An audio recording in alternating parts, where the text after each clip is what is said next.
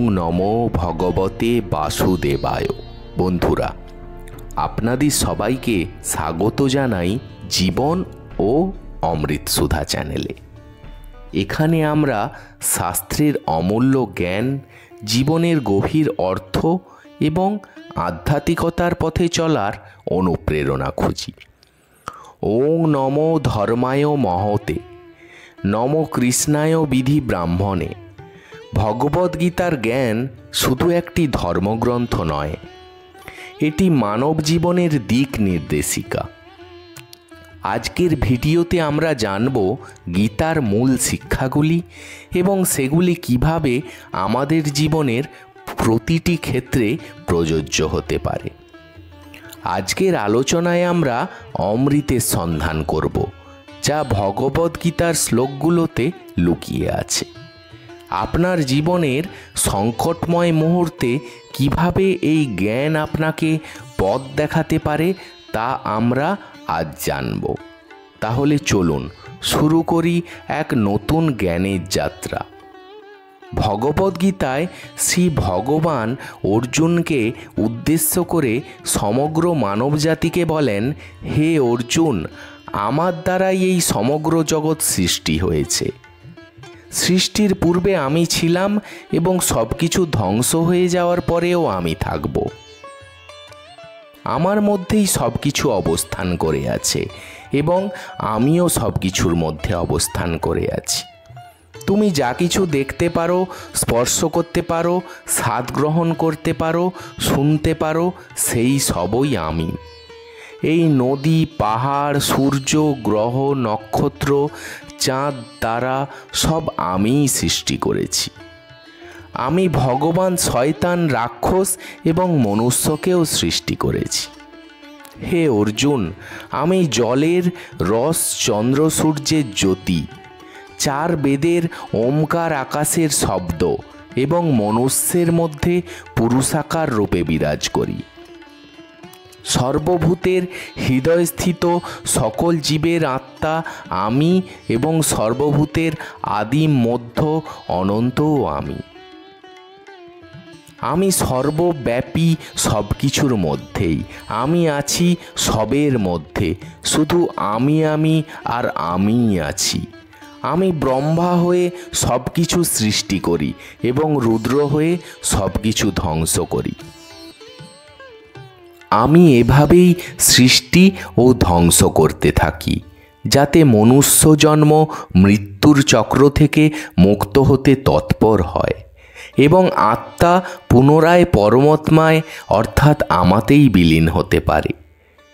হে কৌতে, ও সত্য, রজ ও তম, এই তিন গুণ আমার থেকেই উৎপন্ন হয়েছে, কিন্তু আমি নিজে এই তিন গুণের প্রভাব থেকে মুক্ত, অর্থাৎ আমি এই তিন গুণেরও অতীত। এই তিন গুণের প্রভাবে এই সমস্ত জগতের প্রাণীসমূহ মোহিত হয়ে আছে। তাই এই ত্রিগুণের অতীত অবিনাশী আমাকে তারা জানতে পারে না, কারণ আমার অতি অদ্ভুত এই ত্রিগুণাত্মিকা মায়া অত্যন্ত দুস্তর। কিন্তু যারা কেবল নিরন্তর আমার ভজনা করে, তারা এই দুস্তর মায়া উত্তীর্ণ করতে সক্ষম হয়, অর্থাৎ সংসারের বন্ধন থেকে মুক্ত হতে পারেন। আমি জন্মরহিত, অবিনাশী স্বরূপ এবং সর্বভূতের ঈশ্বর হওয়া সত্ত্বেও নিজ প্রকৃতিকে অধীন করেই স্বীয় যোগমায়া দ্বারা নিজেকে সাকার রূপে সৃষ্টি করে থাকি এবং জগৎকে উদ্ধার করার জন্য জনসমক্ষে প্রকট হই। যদি আমরা শ্রীকৃষ্ণ কথিত শ্রীমদ্ ভগবদ্গীতাকে বিশ্লেষণ করি, তাহলে আমরা বুঝতে পারব শ্রীমদ্ ভগবদ্গীতার মূল সার কথা হলো তিনটে। প্রথম হলো সকল কর্মকে ঈশ্বরের চরণে সমর্পণ, দ্বিতীয় হলো ফলের আকাঙ্ক্ষা বর্জন এবং তৃতীয় হলো কর্তৃত্ব অভিমান ত্যাগের করা। আত্মনিবেদনেই গীতার আরম্ভ এবং আত্মসমর্পণেই গীতার সমাপ্তি। ভগবান শ্রীকৃষ্ণ অর্জুনকে বলেন যে তোমার অধিকার শুধু কর্ম করার জন্য, ফল ঈশ্বরের হাতে। এই কারণে তো কর্ম থেকে পলায়ন করা উচিত, আর না তো কর্মফলের আশা করা উচিত। যে স্বাদ গ্রহণ করা থেকে মুক্তি পাওয়ার জন্য আহারকেই ত্যাগ করে, বাস্তবে তার মন থেকে স্বাদের লালসা কখনোই যায় না।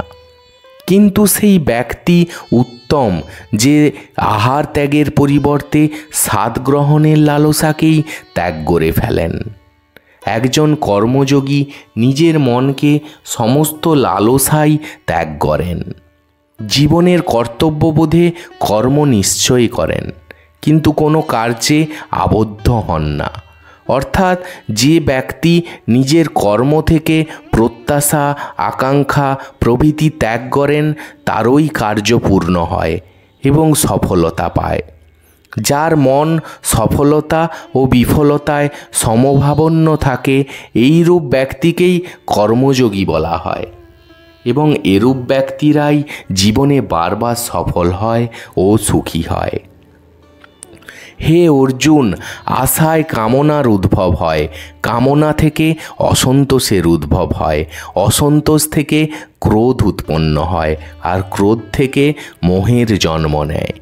মোহে মানুষ আচার ব্যবহারের জ্ঞান ভুলে যায়, জ্ঞান ভুলে গেলে বুদ্ধি চলে যায়, মানুষ অনুচিত কার্য করতে থাকে এবং সমাজ এইরূপ ব্যক্তির শত্রুতে পরিণত হয়।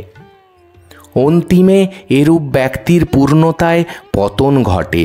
তাই হে অর্জুন, সমস্ত কর্ম তুমি মনে মনে আমাকে সমর্পণ করে সমবুদ্ধিরূপ যোগ অবলম্বন করো। মতপরায়ণ হয়ে সর্বদা আমাতে চিত্ত নিবদ্ধ রাখো, তাহলেই তুমি আমায় কৃপায় সনাতন অবিনাশী পরম পদ প্রাপ্ত হবে। তাই আমরা দৈনন্দিন জীবনে যাবতীয় যা কর্ম করি, সকল কর্মই নিজের ইষ্টের চরণে বা ঈশ্বরের চরণে সমর্পণ করব। আমরা এটা জেনেই কর্ম করব যে সকল কর্মই হলো ঈশ্বরের কর্ম। আমরা ঈশ্বরের হাতে যন্ত্রস্বরূপ, তিনি আমাকে দিয়ে যা করান আমিও তাই করি। বাজিকর যেমন পুতুল নাচায়, অনেকটা সেই রকম এখানে পুতুলের কোনো কর্তৃত্ব থাকে না, সকল কর্তৃত্বই হলো বাজিকরের। কর্ম যদি ইষ্টের বা ঈশ্বরের হয়ে থাকে, তবে ফলও ঈশ্বরের। আমার নয়, অর্থাৎ ফলের কোনো আকাঙ্ক্ষাই আমাদের মনের মধ্যে থাকা উচিত নয়। এইভাবে চললে পাপ বা পুণ্যের ফলভোগী আমরা হব না। আমি কর্ম করি, এরূপ আমিত্ববোধ না রেখে করা উচিত। সাধক রামপ্রসাদ গানের মাধ্যমে আমাদের বলেছেন, তোমার কর্ম তুমি করো মা, লোকে বলে করি আমি। অর্থাৎ সকল কর্ম ইষ্ট বা ঈশ্বর করাচ্ছেন আমাকে দিয়ে। আমার কোনো কিছুই করার ক্ষমতা নেই, অর্থাৎ আমি তার হাতের যন্ত্র। তিনি যেরূপ যন্ত্র চালনা করবেন, আমি সেভাবেই চালিত হব। ভগবদ্গীতায় শ্রীকৃষ্ণ অর্জুনকে বললেন, গীতামে হৃদয় পার্থ, গীতামে গীতামে গীতামে জ্ঞানময়। হে পার্থ, গীতা আমার হৃদয়, গীতাই আমার উত্তম সারভাগ, গীতাই আমার অতুগ্র জ্ঞান, গীতাই আমার অব্যয় জ্ঞান। আমি গীতার আশ্রয়ে অবস্থান করি এবং গীতাই আমার উত্তম গৃহ। তাই এই গীতা জ্ঞানকে আশ্রয় করে আমি ত্রিলোক পালন করে থাকি। গীতা আমার পরম ব্রহ্মরূপা বিদ্যা, অর্ধ অঙ্গরূপা অক্ষরা। ইহা অর্ধমাত্রা অনির্বাচ্য পদার্থিকা। গীতা আমার পরম ব্রহ্মরূপিণী শ্রেষ্ঠ বিদ্যা। এ বিষয়ে কোনো সন্দেহ নাই, যিনি গীতার ধ্যান করেন, অতি বড় মহাপাপও তাকে কখনো স্পর্শ করতে পারে না। যদি কোনো ব্যক্তি গীতার একটি অধ্যায় সংযুক্ত হয়েও মৃত্যুবরণ করেন, তাহলে তিনি পুনরায় মনুষ্য জন্ম প্রাপ্ত হয়ে পুনরায় গীতা অভ্যাস করে আস্তে আস্তে পরম পদ প্রাপ্ত হন এবং উত্তমা মুক্তি লাভ করে থাকেন। যেখানে গীতা পুস্তক থাকে এবং নিয়মিত গীতা পাঠ হয়, সেখানে প্রয়াগ সহ সমস্ত মহাতীর্থ বিরাজ করে।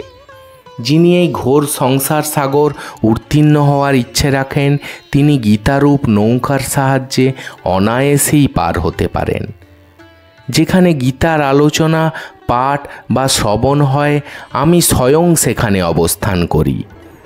গীতা নাম উচ্চারণ করতে করতে যে ব্যক্তি দেহত্যাগ করে, তার পরমাগতি লাভ হয়। যিনি গীতার ৮ অধ্যায় প্রতিদিন নিবিষ্ট চিত্তে পাঠ করেন, তিনি ব্রাহ্মী স্থিতি লাভ করেন, এরম পরম পদ প্রাপ্ত লাভ করেন। যে কোনো কর্ম সম্পাদন করার পূর্বে গীতা পাঠ করলে সেই কর্ম নির্দোষ হয়ে পূর্ণতা প্রাপ্ত হয়।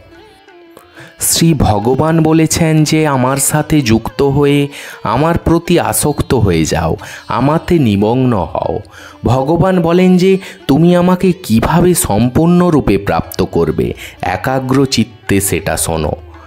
আমরা পরমাত্মার উপাসনা করি, কিন্তু তবুও আমাদের মনে কিছু সংশয়, কিছু অজ্ঞানতা থেকেই যায়। এই সমস্ত অজ্ঞানতা দূর করে, সমস্যা নিবারণ করে আমাকে চিনবে কিভাবে সৃষ্টিকর্তাকে জানতে পারবে? যিনি এই জগতের ঈশ্বর, তাকে কিভাবে জানবে? এই সমস্ত কথা আমার থেকে শুনে নাও। এই প্রসঙ্গে একটি গল্প আছে। একবার 4 জন অন্ধ লোক একটি হাতিকে জানার চেষ্টা করে। প্রথমজন হাতির লেজটিকে স্পর্শ করে বলে যে মনে হয় হাতিকে সাপের মতো দেখতে। দ্বিতীয়জন হাতির পা স্পর্শ করে বলে যে হাতিকে দেখতে একটি স্তম্ভের মতো। তৃতীয়জন হাতির পেট স্পর্শ করে এবং তাকে যখন জিজ্ঞেস করা হয় যে হাতি কেমন, সে তখন বলে এটা একটা ঢাকের মতো। তারা সবাই নিজের সীমিত জ্ঞান দিয়ে হাতির বর্ণনা করেছে। তখন একজন দৃষ্টশক্তি সম্পন্ন ব্যক্তি যে সেখানে আসেন, তিনি বলেন, তোমরা হাতির যা যা বর্ণনা দিয়েছ তার সবই হাতির শরীরের বিভিন্ন অঙ্গ। ঠিক একইভাবে পরমাত্মাকে জানা এবং পরমাত্মা সম্পর্কে আবশ্যক জ্ঞানের মাধ্যমে পার্থক্য রয়েছে। পরমাত্মা সম্বন্ধে সম্পূর্ণ জ্ঞান একমাত্র পরমাত্মার থেকেই পাওয়া যায়।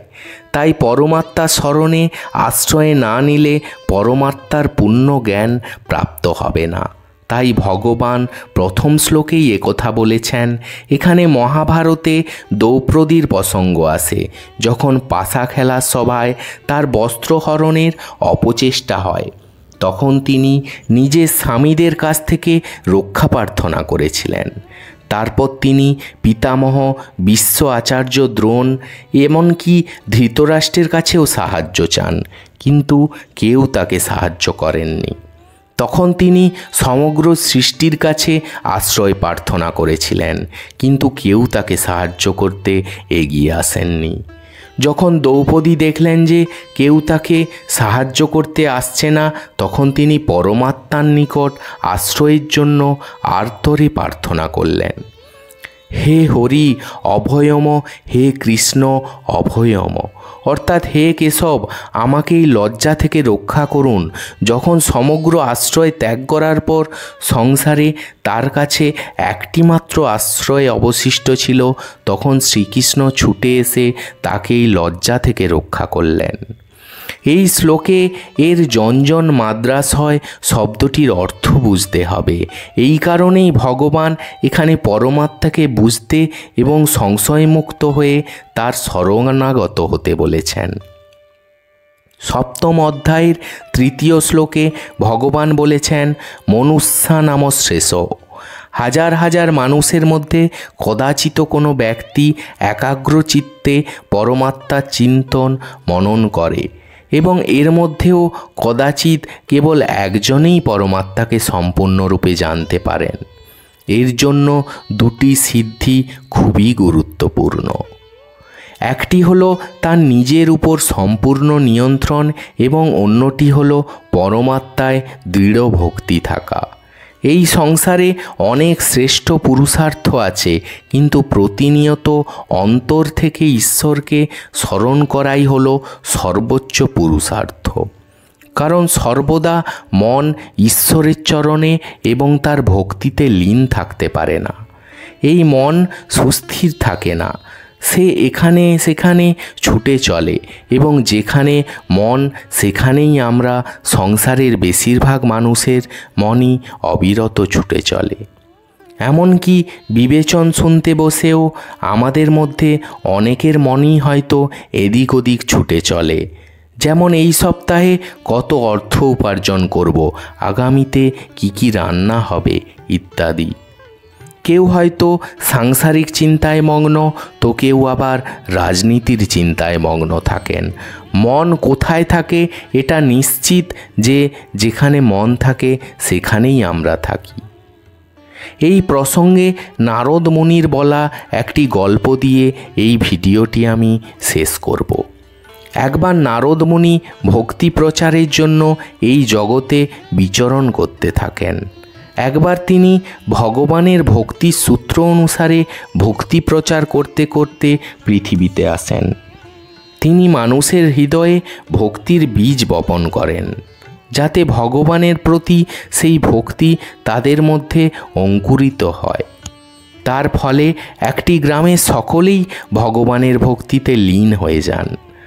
নারদ মুনি খুবই আনন্দিত হয়ে উঠলেন যে সকলের মধ্যেই ভগবানের ভক্তিস্রোত কত সুন্দরভাবে প্রবাহিত হচ্ছে। তিনি ভাবলেন যে ভগবানকে বলি যে আমি একটি গ্রামের প্রত্যেকটি মানুষকে আপনার ভক্তির রসে নিমজ্জিত করেছি। তিনি ভগবানের কাছে গিয়ে বললেন, ভগবান আমার সাথে আসুন, আপনার ভক্তদের দর্শন করুন। ভগবান বললেন, ঠিক আছে, আমি আপনার সাথে ঠিকই যাব, কিন্তু আমি দূরে দাঁড়িয়ে থাকব, আপনি তাদের আমার কাছে নিয়ে আসবেন। তখন নারদ ভগবানের ভক্তিতে গ্রামের লোকেদের বললেন যে ভগবান সকল সাধকদের দর্শন দিতে চান। সবাই তখন আনন্দে অধীর হয়ে জিজ্ঞাসা করে যে কোথায় যেতে হবে। নারদ বললেন, তোমরা আমার সাথে এসো, ভগবান একটু দূরেই দাঁড়িয়ে আছেন, সেখানেই তোমরা তার দর্শন পাবে। সেই শুনে গোটা গ্রাম নারদকে অনুসরণ করতে থাকে। এমন সময় ভগবান একটি লীলা দেখালেন। হঠাৎ আকাশবাণী হলো যে অমুক জায়গায় রূপোর মুদ্রা বৃষ্টি হচ্ছে। রূপোর মুদ্রার বৃষ্টির কথা শুনে কেউ কেউ বলল, ভগবানের দর্শন আমরা পরে করব, আগে রূপার মুদ্রাগুলি সংগ্রহ করে নিই। গ্রামের অর্ধেক লোক সেই মুদ্রা সংগ্রহ করতে চলে গেল, আর বাকি নারদ মুনির সাথে গেল। কিছু দূর যাওয়ার পর আবার আকাশবাণী হলো যে এখন স্বর্ণ মুদ্রার বৃষ্টি হচ্ছে। সেই শুনে কিছু লোক সেই দিকেই হাঁটা শুরু করলো, এবং তারও কিছুক্ষণ পর আবার আকাশবাণী হলো যে ক্ষণিক দূরে রত্ন বৃষ্টি হচ্ছে, আর তাই শুনে বাকিরাও সেই দিকেই চলে গেল। শেষ পর্যন্ত নারদ মুনি একাই ভগবানের সামনে পৌঁছালেন। নারদ মুনি ভগবানের সামনে এসে বললেন, দেখুন ভগবান, গোটা গ্রাম আপনার দর্শন করতে এসেছে। তখন ভগবান বললেন, নারদ মুনি, আমি তো কাউকেই দেখতে পাচ্ছি না। তখন নারদ মুনি পিছনের দিকে তাকিয়ে দেখলেন যে সেখানে কেউই নেই। ঠিক একইভাবে অনেক মানুষই ভগবানকে প্রাপ্ত করতে চায়, কিন্তু বাস্তবে খুব কম সংখ্যক ভগবানকে প্রাপ্ত করতে পারে। শ্রোতা বন্ধুরা, আজকের এই ভিডিওটি এখানেই শেষ করতে চলেছি। ভগবদ্গীতার এই অমৃত সদৃশ গান আমাদের জীবনের প্রতিটি মুহূর্তে পথ দেখাতে পারে, যদি আমরা সঠিকভাবে বুঝি এবং পালন করি। আপনাদের যদি এই আলোচনা থেকে কিছু শিখতে পারেন বা এটি উপভোগ করেন, তাহলে অবশ্যই লাইক করবেন, বন্ধুদের সাথে শেয়ার করবেন, এবং আমাদের জীবন ও অমৃত সুধা চ্যানেলটি সাবস্ক্রাইব করতে ভুলবেন না। পরবর্তী ভিডিওতে আবারও দেখা হবে নতুন কোনো বিষয়ে আলোচনার জন্য। ততক্ষণ পর্যন্ত ধ্যান, ভক্তি এবং আত্মশুদ্ধির পথে এগিয়ে যান। সকলেই ভালো থাকবেন, সুস্থ থাকবেন। জয় শ্রীকৃষ্ণ। ওম শান্তি।